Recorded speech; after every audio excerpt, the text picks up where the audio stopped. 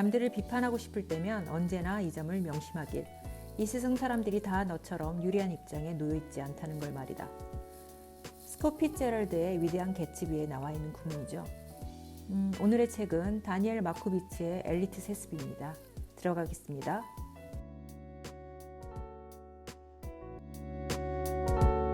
들어가기.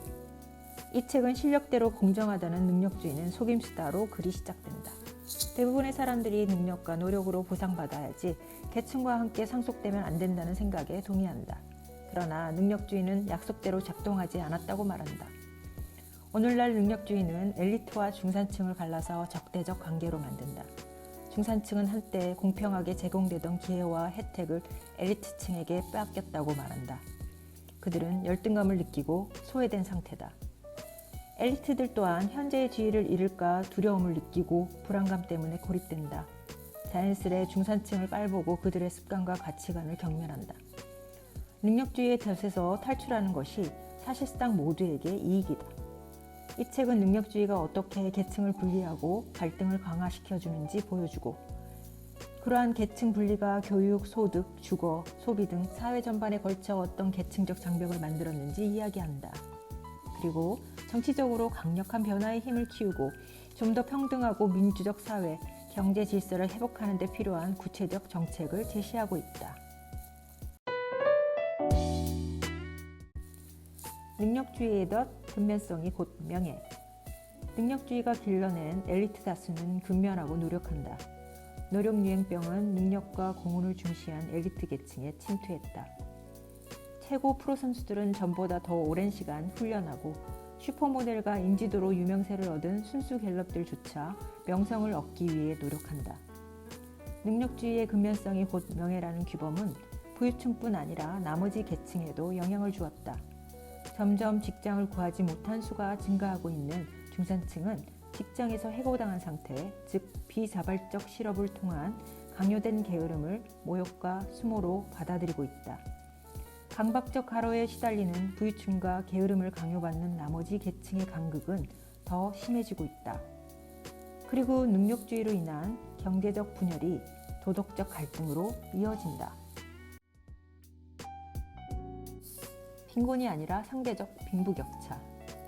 오늘날 비자발적 실업이 큰 부담으로 작용하지만 20세기 중반에 비해 저소득층의 구매력은 한층 증가해 절대적 빈곤이 감소했음을 보여준다. 하지만 지금의 계층 구조는 부의 편중이 커졌음을 증명한다. 부유층의 소득과 부가 상승하며 중산층을 크게 앞서고 있어 저소득층이 중산층을 수렴한다. 결국은 하위 계층의 절대적 결핍과 빈곤보다 상류층과 중류층의 상대적 빈부격차가 확대되었다. 결혼, 교육과 신분 물려주기. 엘리트끼리 결혼하는 현상은 갈수록 두드러진다. 부유하고 교육 수준이 높은 부모의 자녀가 그렇지 않은 부모의 자녀보다 양쪽 부모 모두에게 양육될 가능성이 높다. 엘리트끼리의 결혼을 통해 이들의 자녀가 태어나는 순간부터 상속되기 시작하는 능력이 낭비되기보다 유달리 큰 수확으로 이어질 가능성이 크다. 경제적 좌절을 겪은 가정에서는 부모뿐 아니라 아이도 스트레스를 받고 그것은 아이들의 발달을 저해한다. 부유층 부모는 대체로 자녀와 대화하는 시간이 더 많고 자녀에 대한 체벌 또한 적다. 차별에 대한 교육적 투자는 자존감, 개방성, 투지, 절제력 같은 아이들의 정서적 역량을 강화한다. 사실 모든 관심에는 비용이 든다. 교육 불평등은 소득 불평등으로, 소득 불평등은 교육 불평등으로 악순환은 되풀이 된다. 계층, 서로 다른 종족. 계층과 인종은 사회적, 경제적 계층을 구분짓는 원인이다. 오늘날 계층이 인종보다 더 큰 영향을 끼친다. 20세기 중반에 모호한 계층의 구분은 사라지고 능력주의 시대엔 엘리트와 중산층 사이 명확한 단층선이 존재한다. 두 계층은 서로 만나는 일이 드물고 피상적이고 형식적으로만 교류한다. 이러한 현상이 가장 두드러지는 것은 직장이라는 공간이다. 이제 미숙련 근로자와 엘리트인 고숙련 근로자는 서로 다른 종족이나 다름이 없다.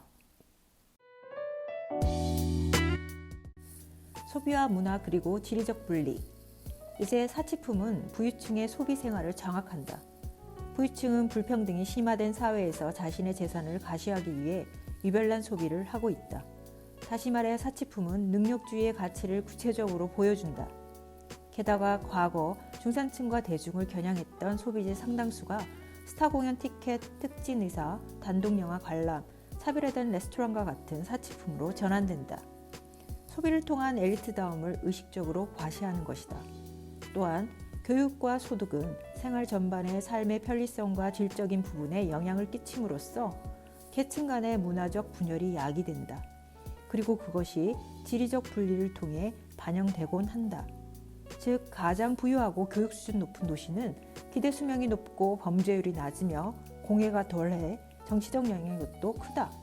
능력주의 혜택을 입은 부모들은 경제적 격리를 통해 소득이 낮고 형편이 좋지 못한 가정들의 무질서와 혼란으로부터 자녀들을 보호할 수 있다.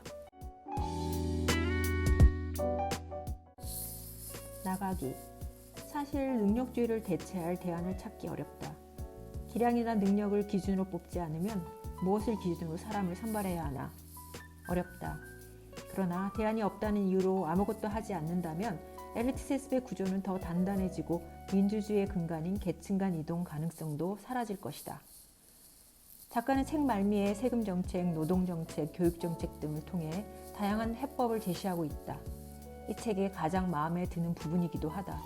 능력주의에 대한 비판만 가득한 하나만한 이야기가 아닌 설득력 있고 현실적인 대안들을 제시하는 부분은 무엇보다 이 책을 유익하게 한다.